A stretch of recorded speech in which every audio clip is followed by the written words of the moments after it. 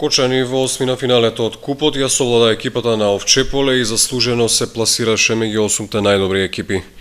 Победата ја оствари со резултат 2:1, но не одеше се така глатко. Резултатот го отворија гостите, победувајќи со 0:1, пошто 2 гола нанижа засилувањето Петров.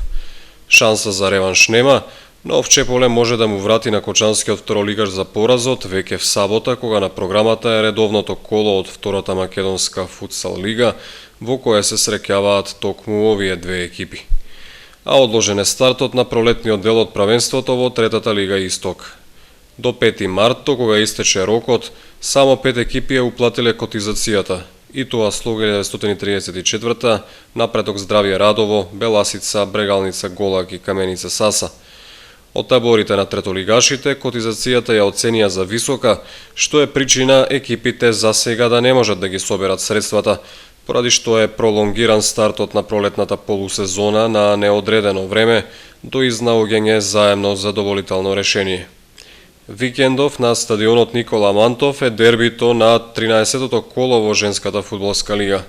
ЖВК Кочани ја пречекува Тиверија и Статов, со која е на делба на челната позиција. Надпреварот е в недела во 11 часот. Иднина С му гостува на Единство во Скопје. Викендов се игра и кошарка. Баскет Дино во рамки на третата македонска кошаркарска лига ја пречекува втората екипа на прволигашот Карпош Соколи, кој се надпреварува во официјална конкуренција.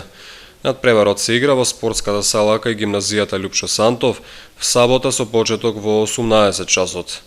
Останатите три екипи гостуваат: М18 кај Водњански Лисици во Скопје, М16 во Велес против Борец, додека М14 гостува во Крива Паланка.